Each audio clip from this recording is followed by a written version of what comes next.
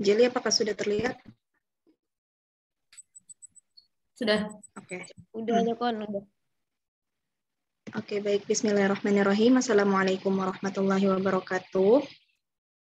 Teman-teman, perkenalkan kami dari kelompok 3 yang terdiri dari saya, Kolita Maulidia, lalu Kurnia Nurfitriani, dan Latifah Zahroni. Hari ini kami akan membahas mengenai alaqah bainas saut wal madlul atau hubungan antara suara dan apa yang menunjukkannya. Baik, untuk bagian yang pertama akan dibacakan oleh saya sendiri, yaitu mengenai definisi dan pendapat para tokoh mengenai makna dan bunyi. Jadi ilmu dalalah mengalami sejarah yang panjang dan merupakan hasil kerja keras dari para ulama dan ilmuwan terdahulu. Ilmu dalalah atau ilmu makna mulai dibahas sejak zaman Aristoteles. Ketika itu pembahasan seputar makna masih dihubungkan dengan benda-benda di sekitarnya dan disatukan dengan pembahasan filsafat. Era selanjutnya, makna dibahas sejak kemunculan agama Islam, terutama setelah turunnya Al-Quran dan setelah agama Islam berkembang pesat. Makna merupakan kajian yang penting dalam bahasa, karena berbahasa tujuannya adalah menyampaikan makna. Makna merupakan tujuan akhir antara penutur dan pendengar, dan antara penulis dengan pembaca. Bahasa memiliki 2 elemen. Pertama, yaitu rangkaian bunyi atau a string of sound, dan yang kedua adalah makna atau meaning. Bunyi adalah bentuk konkret, yaitu suara, sedangkan makna lebih bersifat abstrak yang tersimpan di dalam benak. Dalam berkomunikasi, bunyi dan makna adalah 2 hal yang tidak dapat dipisahkan, ibarat 2 sisi mata uang, yaitu hal ini dinyatakan oleh Al-Jurjani dalam Dalail al-I'jaz. Ini ada yang kelewat ya? Oke, nggak apa-apa. Selanjutnya, di sini Ullmann menyatakan bahwa makna adalah salah satu dari istilah yang paling kabur dan kontroversial dalam teori bahasa. Ogden dan Richard dalam bukunya The Meaning of Meaning mendaftar 22 rumusan pengertian makna yang berbeda-beda antara satu dengan yang lain. Dalam hal ini, Ullmann mengemukakan bahwa ada 2 aliran dalam kajian makna pada masa kini. Pertama, pendekatan analitik dan referensial yang mencari esensi makna dengan cara memisah-misahkannya menjadi komponen-komponen utama. Lalu yang kedua, pendekatan rasional yang mempelajari kata dalam operasinya, yang kurang memperhatikan persoalan apakah makna itu, tetapi lebih tertarik pada persoalan bagaimana kata itu bekerja. Lalu menurut Ibnu Al-Sarraj, maksud dari makna secara etimologi berkisar pada tujuan dan perhatian terhadap kalimat atau al-kalam. Karena pada dasarnya kalimat dibuat untuk menjelaskan makna. Walaupun makna merupakan inti dari studi linguistik, akan tetapi tidak didapati definisi yang pasti secara terminologi tentang makna tersebut. Baik, untuk selanjutnya akan dibacakan oleh Latifah Zahrani. Kepada dipersilahkan. Baiklah, selanjutnya perbedaan makna dan bunyi.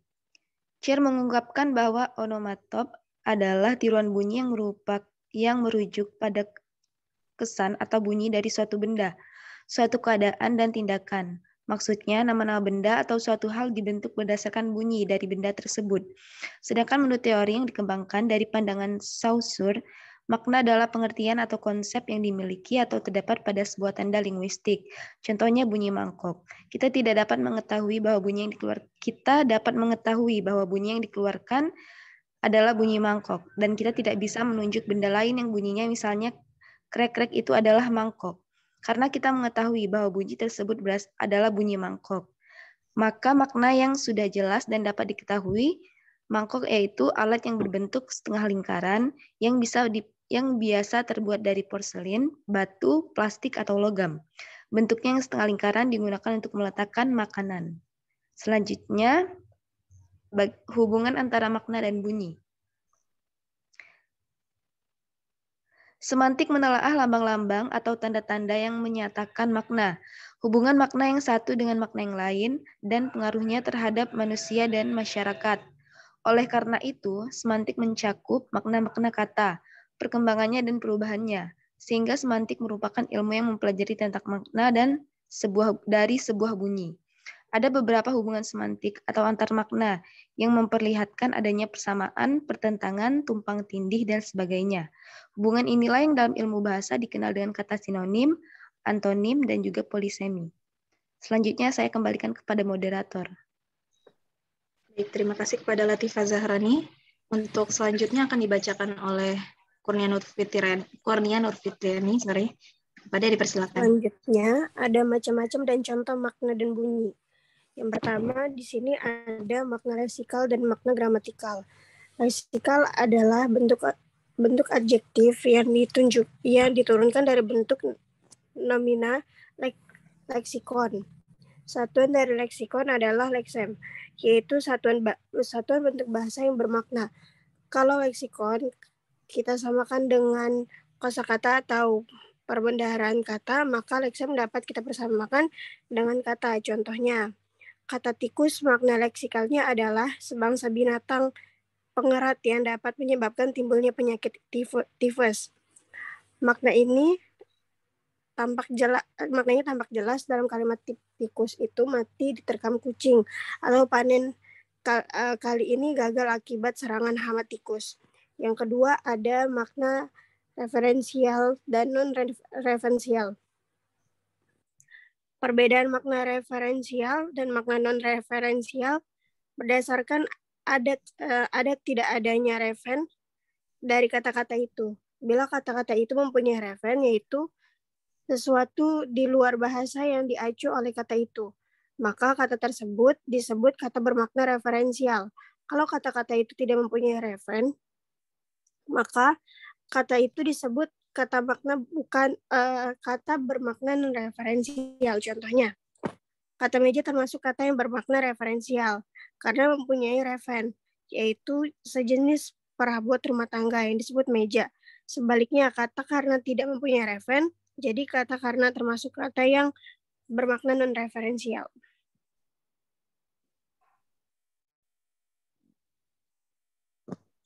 Yang ketiga di sini ada makna denotatif dan konotatif. Makna denotatif pada dasarnya sama dengan makna referensial, sebab makna denotatif lazim diberi penjelasan sebagai makna yang sesuai dengan hasil observasi menurut penglihatan, penciuman, pendengaran, perasaan, atau pengalaman lainnya. Contohnya makna denotatif kata perempuan dan wanita, kedua itu mempunyai dua makna yang sama, yaitu manusia dewasa, bukan laki-laki. Sebuah kata disebut mempunyai makna konotatif apabila kata itu mempunyai nilai rasa, baik positif maupun negatif. Jika tidak memiliki nilai rasa, dikatakan tidak memiliki konotasi, tetapi juga disebut berkonotasi netral. Maka makna konotatif dapat juga berubah dari waktu ke waktu. Contohnya makna konotatif kata ceramah. Dulu kata ini berkonotasi negatif karena berarti cerewet. Tetapi sekarang konotasinya positif. Yang keempat ada makna konseptual dan makna asosiatif. Yang dimaksud dengan makna konseptual adalah makna yang dimiliki oleh sebuah leksem, terlepas dari konteks atau asosiasi apapun. Kata kuda memiliki kata konseptual, sejenis binatang berkaki 4 yang bisa dikendarai.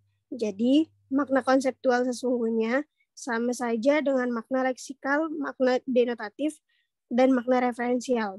Makna asosiatif adalah makna yang dimiliki sebuah leksem atau kata berkenaan dengan adanya hubungan kata itu dengan sesuatu yang berada di luar bahasa. Misalnya, kata melati berasosiasi dengan sesuatu yang suci atau kesucian.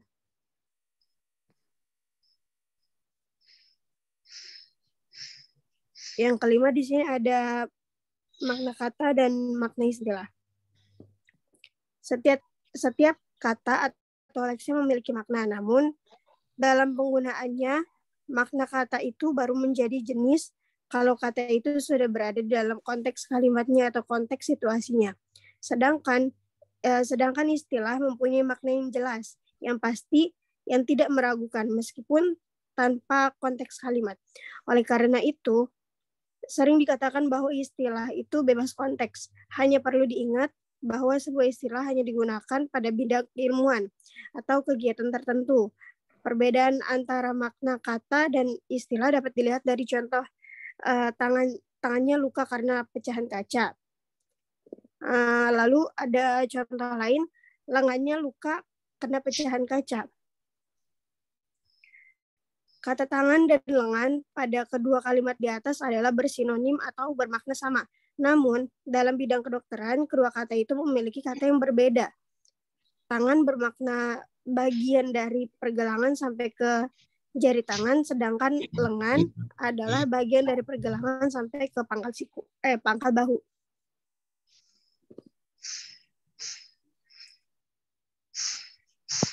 Selanjutnya, ada makna idiomatikal dan peribahasa.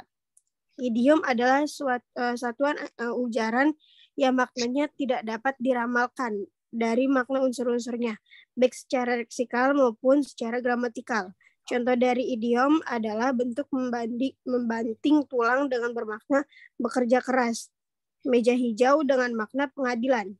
Sedangkan peribahasa memiliki makna yang masih dapat ditelusuri atau dilacak dari makna unsur-unsurnya karena keadaan asosiasi antara makna asli dengan makna sebagai peribahasa.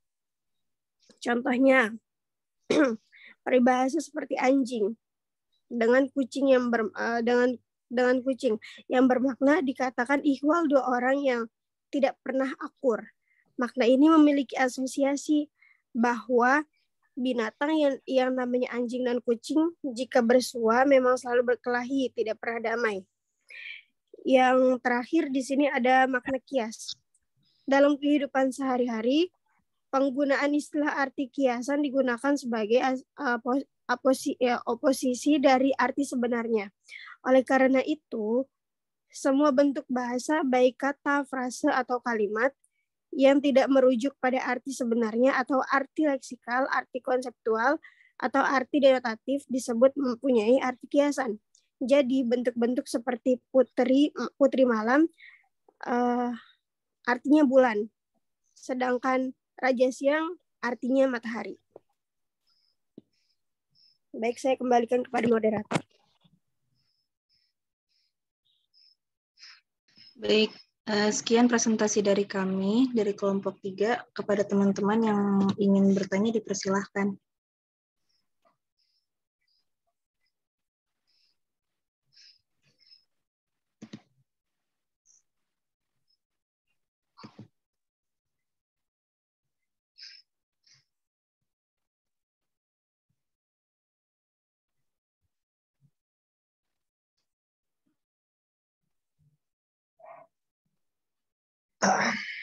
Baik, tadi sudah mestinya bergeser ya. Kita bahasanya mestinya ala-alaqah atau asilah bainan makna wal madlul. Ay bainas saut atau bainal lafaz wal madlul. Kalau Mbak Famita tadi menerjemahkan mestinya sedikit ada kesalahan. Madlul itu bukan sesuatu yang menunjukkan, tapi sesuatu yang ditunjukkan. Karena menggunakan segot maf'ul ya, makna atau madlul. Tadi mestinya besok ada pembahasan ad-dalalah al-isyariyah, ad-dalalah at-taswuriyah. Tadi ada macam-macam sedikit macam-macam makna. Enggak apa-apa. Mestinya kita fokus hubungan bagaimana inti katanya atau bahasan besarnya ziyadatul mabna tadullu ala ziyadatil makna atau taghayyurul mabna yadullu ala taghayyuril makna ala ziyadatil makna atau ala taghayyuril makna aidan ya. Jadi perubahan bentuk dari sebuah kalimat satu ke kalimat yang lain itu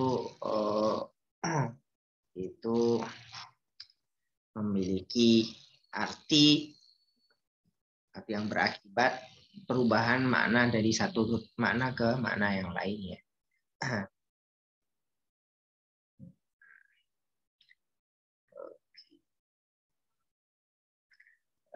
perubahan atau penambahan. Penambahan itu juga bagian daripada perubahan ya. Jadi kaidahnya adalah ziyadatul mabna atau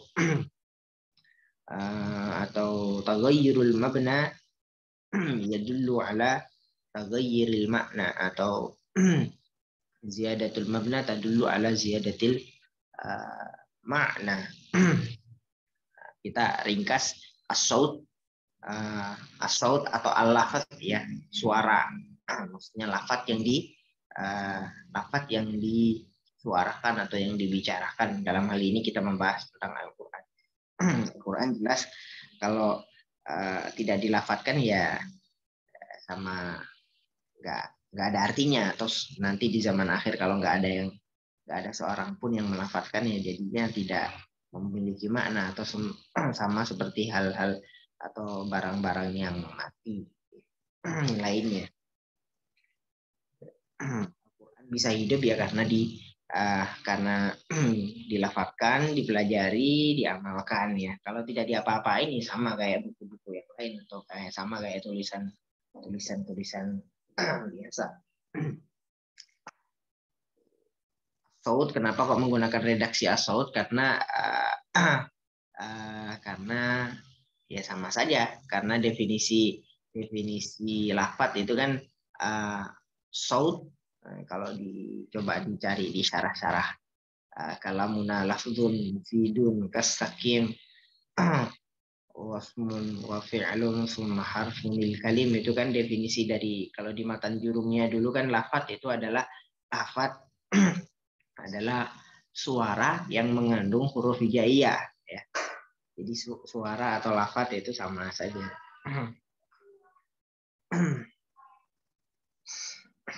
Beda dengan benda. Kita menggunakan redaksi as-saut, menggunakan judul as-saut, sama juga kayak di kitabnya Ibrahim Anis juga menggunakan redaksi alaqah bainas sauti wal madlul, suara, supaya tidak hanya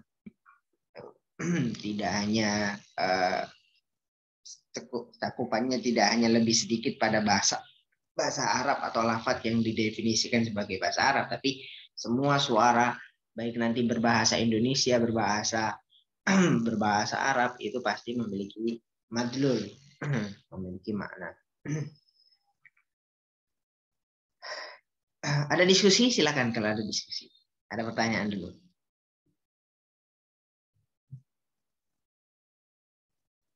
Silakan Mbak Konita.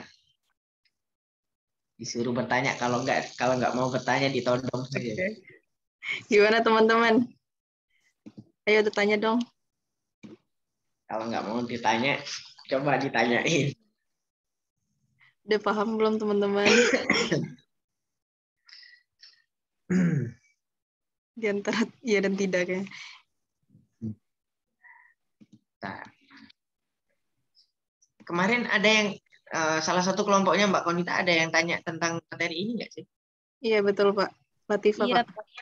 Oh. Kan kita mau nyari kitab. Iya. Buntu Pak. Ya, kamu nyari kitab. Dalalatul Alfat Ibrahim Anis ketemu? Nggak ketemu. Oh nggak ketemu. Nah, nanti saya kirim lah. Ibrahim Anis. Bapak tuh ada ke PDF-nya Pak? Iya ada. Ya Allah. Roni. Anis. Kita nyari kitab aslinya itu loh Pak. Terus nggak punya ternyata yang di sini.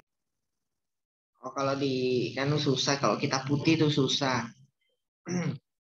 Kalau cari-cari kitab itu mestinya tulis judulnya di googling, terus dikasih PDF gitu, pengarangnya atau judulnya. Selain kalau kitab klasik, kitab yang familiar mungkin adanya di Wakfea ya. Kalau kitab-kitab putih kayak gini adanya ya di internet, coba di googling aja. Sebentar, Ibrahim Anis, coba cari.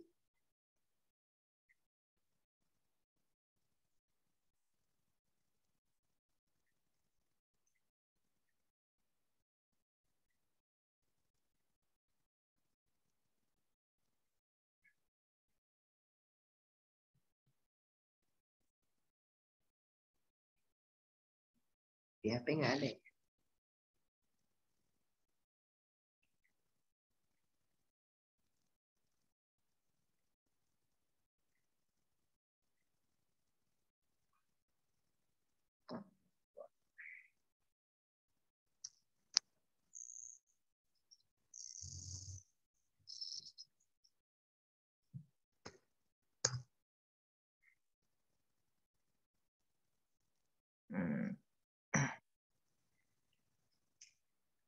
Nanti ada macam-macam, meskipun cuma sedikit ya di sini. Ada hubungan antara lafaz dengan dalalah, itu ada hubungan yang tabi'iyah, atau ya memang pasti kemudian lafaz itu memiliki arti, kecuali memang lafaz-lafaz yang kita kalau dulu belajar nahwu ya ada lafaz-lafaz yang memang tidak punya arti.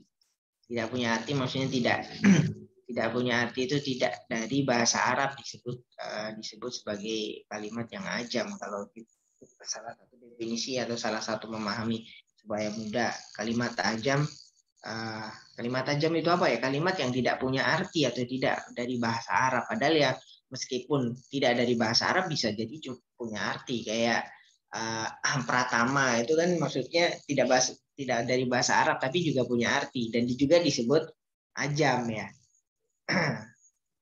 Punya arti pertama ya, atau apa saja yang semua yang tidak dari bahasa Arab itu bisa jadi dalam bahasa Arabnya, karena memang tidak berupa bahasa Arab, ya jelas bahasa Arab tidak mungkin menerjemahkan sebuah lafaz yang tidak dari golongan mereka atau tidak dari golongan bahasa Arab, jelas. Tapi seperti lafaz pratama itu tidak bahasa Arab tapi memiliki arti. Apa saja yang kayak nama-nama di sini yang mungkin tidak dari bahasa Arab pasti memiliki arti, kayak jelita itu kayak dari bahasa Arab ya. Iya nggak, Ada Mbak? Pak, iya kan bahasa Indonesia jelita mah.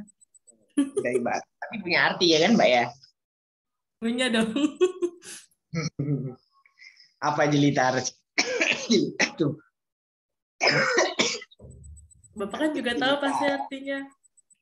Cantik solihah mungkin seperti itu ya, Mbak. Masya Allah. Amin. Baik, hubungan antara saut wal madlul atau alaqah bainal lafzi wad dalalah.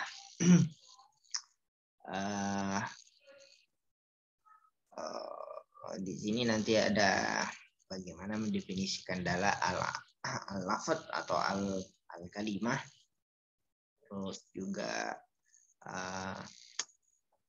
perbedaan antara lafaz dan kalimat. Ada perbedaan antara macam-macam istilah-istilah alaqah ya. Istilah-istilah alaqah, macam-macam alaqah. Umumi. Ini apa ini umumnya saya? Umumnya. Ringkasnya ya, gampangnya. Kemudian contoh. Sudah. Ittaqaina kafanallah. Cukup? Jelasin, Pak. Sudah sampai bingung. sini. Baik. Ini, Pak.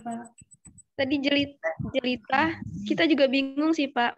Contoh yang dari Al-Quran gitu. Minta dijelasin. Kalau ada gitu, Pak. Itu tadi inti dari bahasan kita itu ziyadatul mabna tadullu ala ziyadatil makna, atau taghayyurul mabna. Taghayyurul mabna, perubahan bentuk sebuah kalimat itu ya dulu ala taghayyuril makna, menunjukkan berubahnya makna pula. Atau kalau ziyadatul mabna, menambahi bentuk sebuah kalimat, penambahan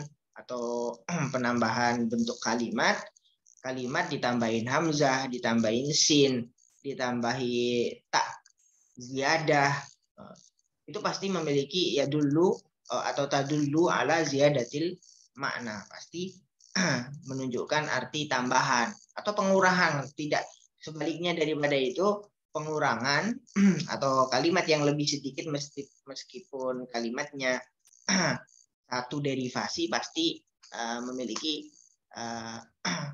perubahan makna ya, seperti ro'a menjadi ro cuma satu kalimat, ro saja, ro la taro, ro lihatlah ya, asalnya dari ro'a melihat.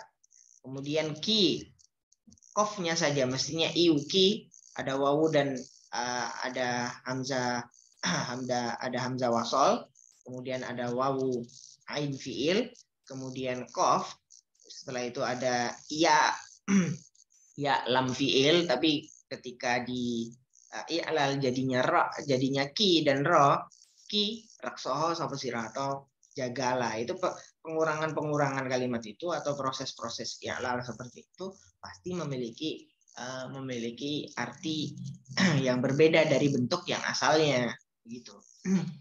Jadi atau tambahan-tambahan yang mestinya tanpa huruf ilah, tanpa adanya wawu atof kemudian dikasih wawu atof, itu juga pasti memiliki arti ya, karena masing-masing daripada wawu atof atau huruf-huruf atof itu pasti memiliki faedah atau memiliki makna, kayak bagaimana wawu memiliki arti tartib bil ittisal, sedangkan fa tartib bil infisal, atau wawu itu mutlakul jam'i, fa itu tartib bil ittisal, kemudian summa itu tartib bil infisal ya, masing-masing memiliki arti seperti itu.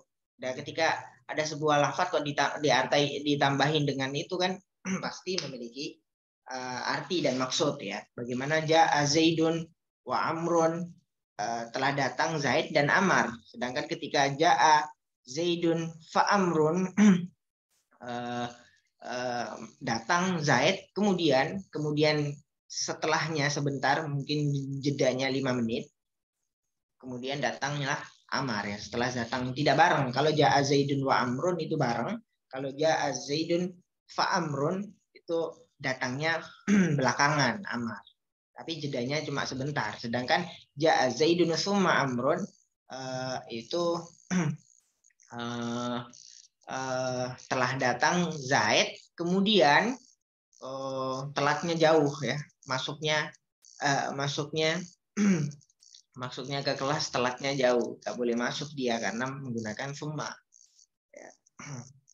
Sama kayak saya tadi, mungkin kalau saya telat nggak tahu pakai huruf atau apa Mbak, pakai huruf atau fa atau summa, mohon maaf kalau saya telat tadi. Tapi nggak terlalu ya, tapi jangan ditiru juga kalau telat. Bisa dipahami ya tentang kaidah ziyadatul mabna. Ini saya kayak buat kaidah sendiri. Ziyadatul mabna tadullu ala ziyadatul ma'na. Banyak sekali penambahan huruf ziyadah dalam bahasa Arab. Nah, kalau memang bahasa Arabnya jago pasti sadar ini, sadar ziyadatul mabna atau taghayyurul mabna yadullu ala taghayyuril ma'na. Bismillahirrahmanirrahim. Bahasa secara sederhana adalah sekumpulan bunyi yang mengandung makna ya. Nggak bisa dipisahkan kalau dua-dua bahasa dan makna itu pasti nggak bisa dipisahkan. Sama kayak siapa yang di sini bucinnya parah ya, pasti nggak bisa. Saya dengan dia itu nggak bisa dipisahkan, seperti bahasa dan maknanya ini pasti menempel.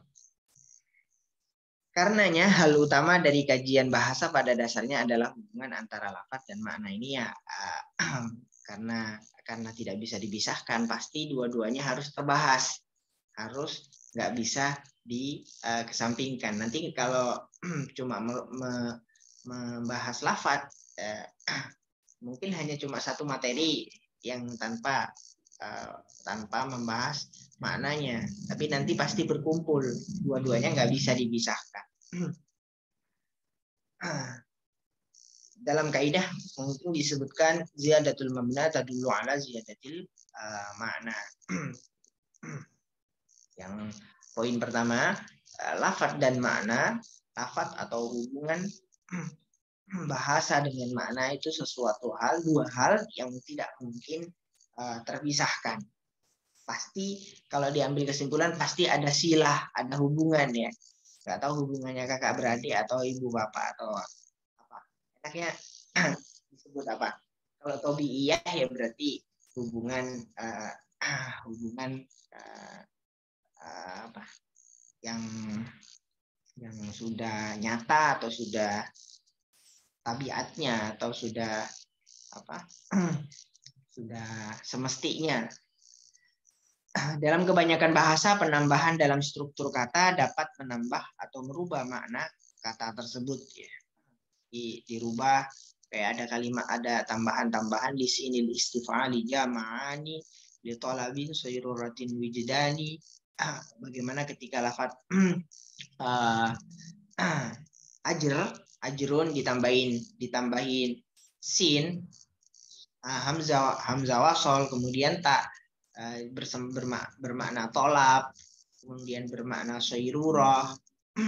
Fa'ala dirubah menjadi fa'ala atau af'ala atau fa'ala, itu masing-masing dari wazan-wazan itu memiliki arti. Bagaimana fa'ala memiliki wazan atau memiliki arti taksir atau memperbanyak.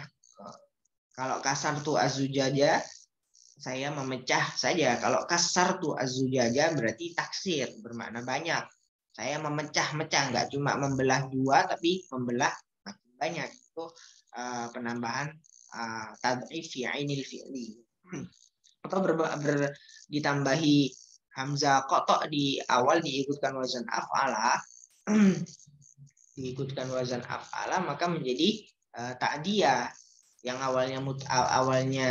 awalnya lazim, gak butuh maf'ul bih, tapi ketika diikutkan wazan af'ala maka menjadi muta'addi, butuh maf'ul bih. Contoh mungkin karoma atau karuma zaidun, Zaid orang yang mulia.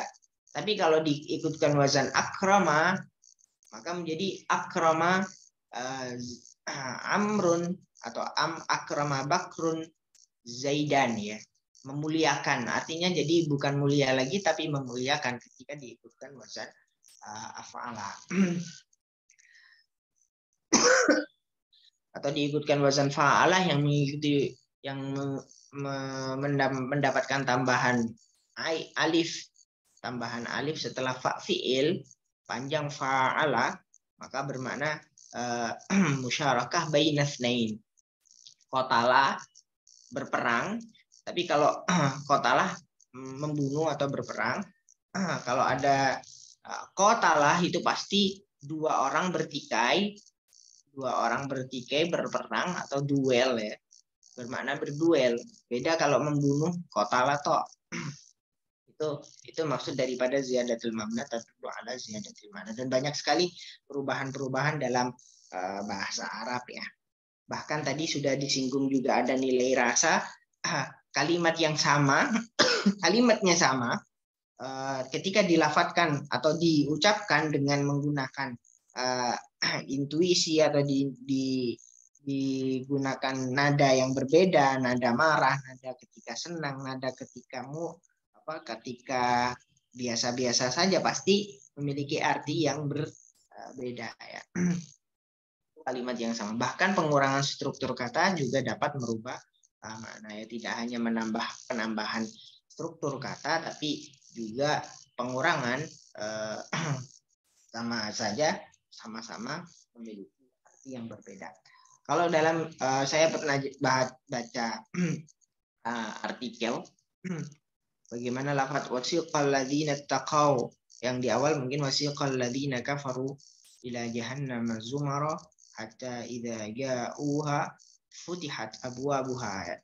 Di situ ada penjelasan, ada yang futihat abwabuha. Kalau wasiqal ladzina taqaw rabbahum ilal jannati zumara hatta idza ja'uha wa futihat abwabuha. Itu penambahan wawu di situ.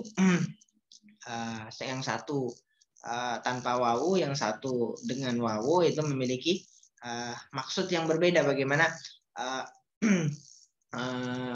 orang kafir itu dengan menggunakan redaksi tanpa wawu, futihat abu-abuha itu menandakan menandakan dibukanya itu sudah lama. Sudah lamanya itu sebagai peringatan juga ketika dibuka lama, sudah tersedia sudah tersedia kalau sesuatu kayak kita gambarkan kompor itu atau merebus air, kalau rebusannya makin lama atau rebusannya sudah siap dari dulu pasti makin panas. Bahkan airnya bisa jadi berkurang, tinggal gosongan saja yang yang wadahnya itu makin panas. Jadi masuk neraka atau orang-orang kafir yang nantinya masuk neraka pasti ya sisa panasnya itu. Beda dengan wafutihat abu-abuha yang menggunakan menggunakan wawu pasti jannahnya atau surganya itu dibukanya itu fresh. Dibukanya dengan menggunakan wawu menandakan kefreshan tempat kita atau jannah bagi orang-orang yang bertakwa kepada Rabb-nya ya. Wasiqal ladzina taqaw rabbahum ilal jannati zumara hatta idza ja'uha wa futihat. Maka kemudian ketika sudah datang dibuka tuh surga dan menandakan surganya masih bagus. Mungkin hanya dikhususkan buat kita, bagi orang-orang yang bertakwa, dikasih rumah yang sebelumnya tidak ditempati orang. Beda kalau kalau yang tadi neraka, kalau neraka udah ditempatin orang, bisa jadi karena yang masuk lebih dulu adalah orang yang dosanya lebih banyak dari kita, pasti akibatnya makin panas, makin menjijikkan, bisa jadi seperti itu. Itu maksud daripada buat untuk lafaz penambahan wawu saja ya. Penambahan wawu daripada apa itu namanya 2 ayat Az-Zumar tadi.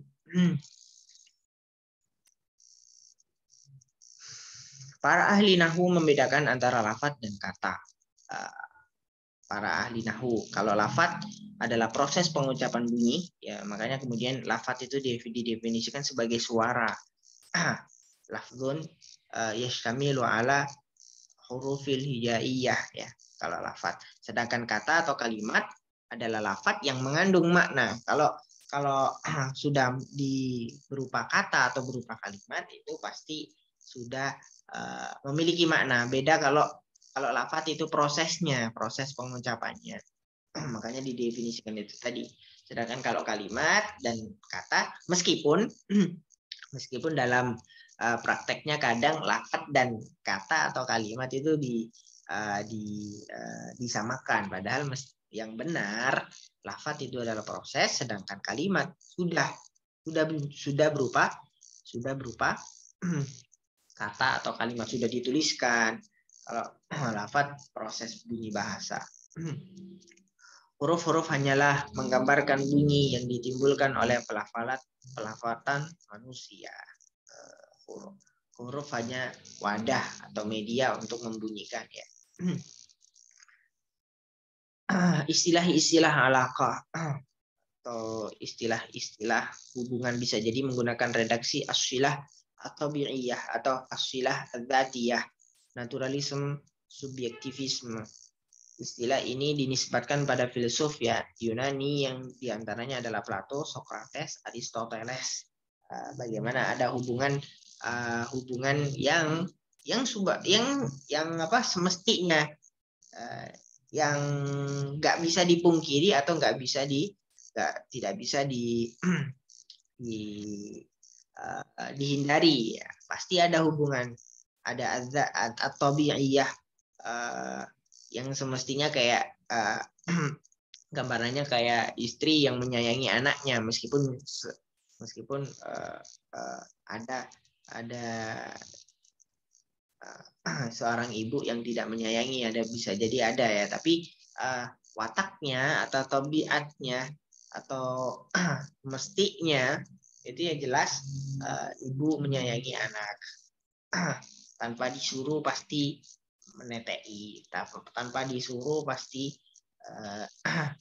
ya pasti apa namanya menyayangi, pasti membersihkan pakaian dan lain-lain sebagainya.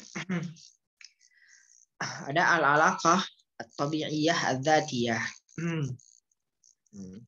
Sokrates menyimpulkan bahwasanya antara lafaz dan makna mempunyai ikatan yang alamiah, yang subjektivis ya. Natural, sama kayak tadi bentuknya naturalisme, subjektivis. Senada dengan istilah di atas, seorang linguis Arab beradinan Mu'tazilah bernama Ubbad ibn Suhaimari, Ubbad bin Suhaimari berpendapat bahwa hubungan antara lafaz dan makna merupakan suatu natural, suatu yang natural, bukan merupakan sesuatu yang ditetapkan ya, meskipun nanti di dalam slide selanjutnya ada ketetapan, ada yang bisa jadi lafaz itu ada muncul sekaligus maknanya, bisa jadi maknanya belakangan munculnya karena diberikan oleh orang. Misal makna nanti kita kenal ada makna denotatif, makna konotatif, ada dilalah isyariyah. Dilalah isyariyah itu yang bisa jadi dalalah atau makna yang muncul ketika lafaz itu muncul, tapi bisa ada lafaz atau dalalah atau tasawuri, yaitu dalalah atau tasawuri bisa jadi munculnya belakangan yang dimunculkan oleh analisis seseorang, kemudian juga menggabungkan antara runtutan-runtutan kalimat yang bisa jadi maknanya berbeda dengan makna dalalah al-isyariyah atau dalalah yang merujuk atau makna yang bisa jadi ditemukan dalam kamus-kamus ya. Macam-macam alaqah. Macam-macam hubungan ya, ada hubungan suami istri, ada hubungan yang lain-lain. Ini hubungan antara mana dengan lafaz. Kesimpulan Suyuti, As-Suyuti, ulama yang kita kenal ya, kita cium tangannya ketika ketemu, tapi sayangnya sudah meninggal. Dalam hal tafsir, dalam hal kepakaran beliau terkait dengan ilmu ya. Bagaimana dikutip oleh Muhammad Qadur dengan membagi pendapat para linguis kepada 4 bagian. Makna dari lafaz memiliki melihat pada zatnya atau di antara keduanya memiliki hubungan yang alamiah, hubungan alamiah yang lumrah ya. Lafaz pasti memiliki makna. Tadi mungkin kalau tadi disinggung pemakala tentang sejarah makna, sejarah lafaz, begitu juga makna yang munculnya atau menyebarnya dan boomingnya ketika Al-Quran diturunkan, ketika Al-Quran sudah turun. Itu jelas karena informasi yang mengenai hidup kita tidak hanya di dunia dan tidak hanya di dunia, di akhirat pun bahkan itu dihimpun oleh Al-Quran dan jelas menyimpan berbagai makna, menyimpan berbagai informasi yang mestinya kita pahami, kita baca, kita amalkan. Segala sesuatu yang menyangkut dengan makna kata telah ditentukan oleh Allah.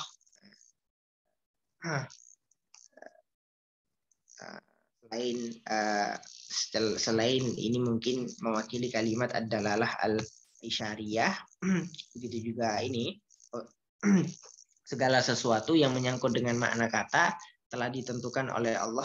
Pendapat ini dipegang oleh sebagian besar umat Islam atau umat Muslim ya, yang mengatakan bahwasanya makna itu ya atau makna Al-Quran ya mestinya yang dikehendaki oleh Allah, bukan dikehendaki oleh kita. Nah, itu karena memang Allah adalah sahibul kalam atau sahibul kitab ya. Dan jelas yang paling paham itu kan orang yang memiliki atau zat yang memiliki kalimat itu. Sama seperti kita menulis sesuatu, yang paling paham ya kitanya. Yang paling paham ya orang yang menulis, bukan orang yang membaca. makna segala sesuatu tergantung kepada umat Muslim itu sendiri. Pendapat ini dipegang oleh para Mu'tazilah ya.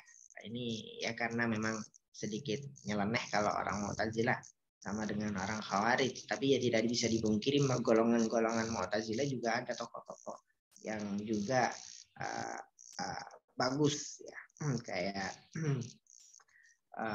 ada yang ya bahkan munculnya Mu'tazilah kan juga di zamannya zamannya tabi'in atau zamannya ketika Khalifah Bani Awiyah atau Bani Abbasiyah, sama seperti Syiah juga. Pendapat terakhir menyatakan bahwa sebagian ditentukan oleh Allah dan sebagian lagi di atas prakarsa manusia ya. Kalau kita ya mestinya otoritasnya ya kebenaran terkait dengan makna Al-Quran ya jelas kita sandarkan kepada Allah. Tapi kalau disandarkan kepada Allah kan kita nggak mungkin ya, bukan juga Nabi Musa atau bukan juga orang yang sakti yang bisa berdialog dengan Allah, itu tidak mungkin ya. Jadi jelas kita yang berimbang saja. Memang sudah ditentukan oleh Allah, tapi kita diberi akal oleh Allah untuk menganalisis, untuk mencari tahu, dan untuk menentukan makna yang benar, yang relevan terkait dengan Al-Quran yang sesuai dengan zaman sekarang ya. Bil bayyinati waz zubur wa anzalna ilaika dzikra litubayyana linnas ma nuzila ilaihim wa la'allahum yatafakkarun. Karena di Al-Quran la'allahum yatafakkarun atau la'allahum atau ulil albab. Konsep daripada ulil albab itu kan alladzina yadhkurunallah, atau yang zikir kepada Allah kemudian berpikir-pikir mengenai kebenaran, dan kebenaran itu bisa jadi tidak instan datangnya dari Allah, tapi kita ada upaya untuk berpikir mana yang benar, mana yang salah. Meskipun kita berkeyakinan yang benar itu dari Allah, yang salah dari kita sendiri. Umumnya hubungan antara lafadz dan makna dapat dilihat dari 3 bagian berikut. 2 kata bisa jadi ini ya terkait dengan nanti macam-macam makna ya. Ada 2 kata yang berbeda dengan makna yang berbeda pula, dan jelas ya lumrah kalau 2 lafadz itu pasti memiliki makna yang berbeda. Ada juga 2 kata yang berbeda namun memiliki arti yang sama, kita sebut dengan mungkin muradif ya. Lafadz jalasa dan qa'ada itu 2 lafadz yang berbeda tapi memiliki arti yang sama, meskipun ada yang berpendapat juga tidak jalasa dan qa'ada itu jelas tata cara duduknya itu berbeda. Nanti ada yang berpendapat bahwasanya tidak ada kalimat yang muradif di dunia ini atau di Al-Quran atau di dalam bahasa Arab, pasti ada perbedaan. Kayak mator dan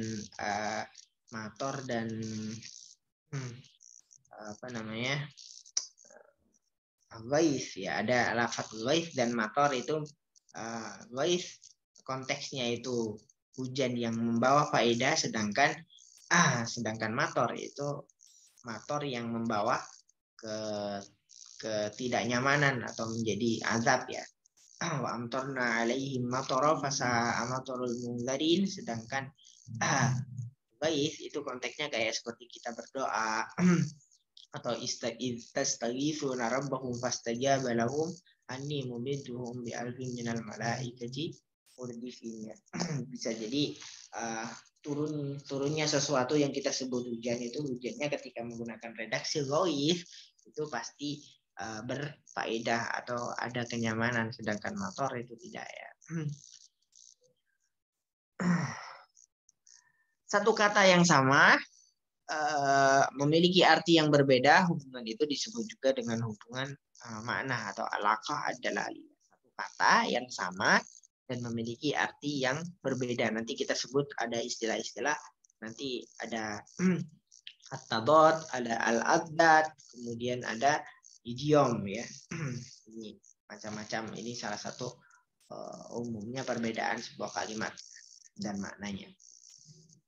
Contoh, faman yuridillahu ayyahdiyahu yashrah sadrahu lil Islam wa man yurid ayyudillahu yaj'al sadrahu dayyqan harajan ka'annama yas'ad sama. Kadzalika yaj'alullahu rijs. Dan lafaz dan surat Hud ada di situ dha'iqun dan dayyqan.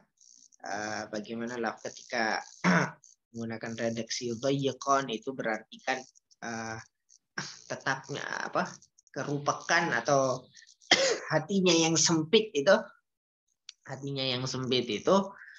lebih sempit daripada ketika menggunakan redaksi dha'iq. Maka di situ ada kalimat sebelum daripada dha'iq itu fala'allaka tarikum ba'dha ma yuha ilaika wa dha'iqum bihi sadruka ay yaqulu laula unzila alaihi kanzun aw ja'a ma'ahu malak innama anta nadhir wallahu ala kulli. Nah, jadi di situ dha'iqan yang menggunakan redaksi fa'ilun kemudian dijelas dha'iqun jadi dha'iqan. Dha'iqan menjadi dha'iqan, ya-nya ditasydid ya, mengikuti wazan fa'il. Yang ini mengikuti wazan fa'ilun disebut syarat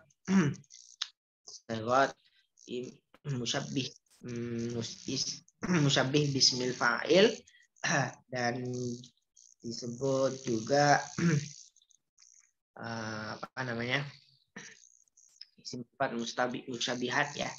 Isim sifat musyabihat bismil fa'il yang menunjukkan arti sifat yang tetap.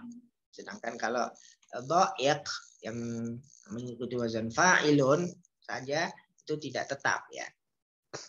Makanya bisa jadi fala'allaka tarikum ba'dha ma yuha ilaik, bisa jadi kamu meninggalkan sesuatu, dan gak mungkin ya kamu meninggalkan sesuatu yang diwahyukan kepada kamu dan kamu merasa sedih atau merasa rupek, merasa sumpek, merasa jenuh bihi sadruka, dadanya kamu merasa bersedih ayyaqulu ketika diucapkan kepada kamu atau mereka mengucap laula unzila alaihi kanzun aw ja'a ma'ahu malak. Orang kafir menginginnya turun itu jangan cuma kitab suci, tapi diturunkan kepadamu itu ya yang enak-enak, kanzun, kayak banyak harta atau malaikat yang nampak jelas pada kita. Tapi tidak. Ini menjadi hiburan daripada Nabi, dan tidak mungkin Nabi seorang yang sedih berterlalu lama. Beda dengan ini dha'iqan yang konteksnya membicarakan orang kafir ya. Wa may yuridillahu ayyahdiyahu yashrah sadrahu lil Islam. Sedangkan wa may yurid ayyudillahu, orang yang akan disasarkan pasti yaj'al sadrahu, menjadikan dadanya atau hatinya dha'iqan, sumpah, terus hafalan susah karena sedih. Harajan ka'annama yas'adu fis sama. Ada wala tahzan alaihim ada wala tahzan alaihim wala taku fi dhaiqin mimma yamkurun. Beda lagi dengan ketika menggunakan lafaz dhaiq. Dhaiq itu redaksi malah lebih sedikit daripada dha'iq, dan juga lebih sedikit rupaknya daripada dhaiqan. Kalau dhaiq itu malah biasa saja. Iktafaina kafana Allah khairul kalami qalla wadal. Alhamdulillah. Wallahu a'lam bishawab. Cukup? Ada pertanyaan? Bapak ada yang mau konfirmasi, Pak? Konfirmasi apa, Yang Pak? Mas itu silakan. Konfirmasi kehadiran, Pak. Kenapa? Oh, konfirmasi. Kaisa ya. Oh, Kaisa belum, Pak. Kenapa? Belum ada. Belum. Izin nggak? Bapak maaf ya kalau minim referensi. Oh, nggak apa-apa. Nggak apa-apa kalau saya tuh. Nanti kan bisa diperbaiki. Miftah.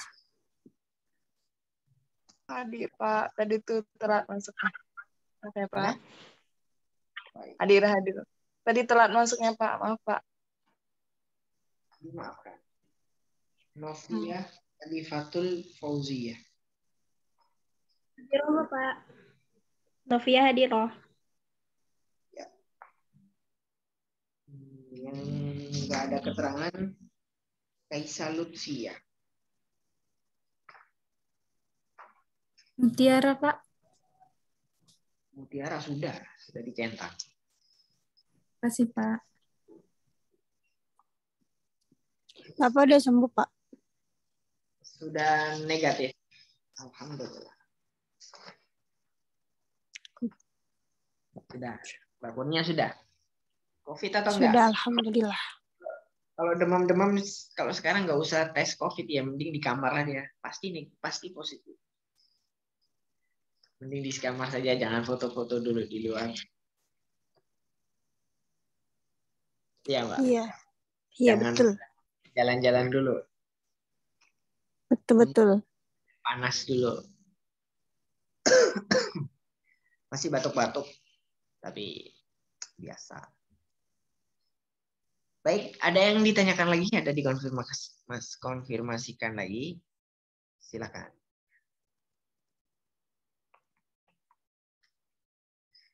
Minggu depan gimana kalau kita 2 pertemuan, 2 presentasi sekaligus? Mau? Kenapa? Mau? Kenapa Pak emang, Pak? Saya mah nggak apa-apa sih. Kenapa tuh, Pak? Mungkin siap gak? Makalahnya besok. Biar sebelum hari raya sudah selesai. Sebelum hari raya, sebelum puasa kita sudah selesai kuliahnya. Boleh Gimana? banget Bapak. Emang Boleh, boleh banget lah. Biar derasnya banyak kan, makin banyak, lebih fokus, kerja targetnya jangan cuma 5-10 juz, targetnya 10-30 juz. Yang awalnya cuma 5 juz atau 10 juz, 15 juz, bisa targetnya melampaui target. Dan jangan lupa doakan saya. Baik, sudah cukup ya? Cukup aja ya. Insya Allah Pak, sudah. Pak. Bisa dipahami tadi ya? Kuncinya satu. Berubah itu pasti berubah juga. Apanya yang berubah? Makna dan lafaz ya. Yuk. Berubah-ubah. Berubah-ubah. Jangan diubah-ubah semaunya. Jadi minggu depan 2 materi Pak. Ya. Oke Mbak. Cerita ya, diingetin ya temennya ya. Pak siap. Baik. Saya kira cukup. Tadi kalimat saya, iktafaina kafanallah, amin. Iktafaina ngalap cukup sama kita. Kafana, semoga kita dicukupi oleh Allah. Allahu subhanahu. Amin.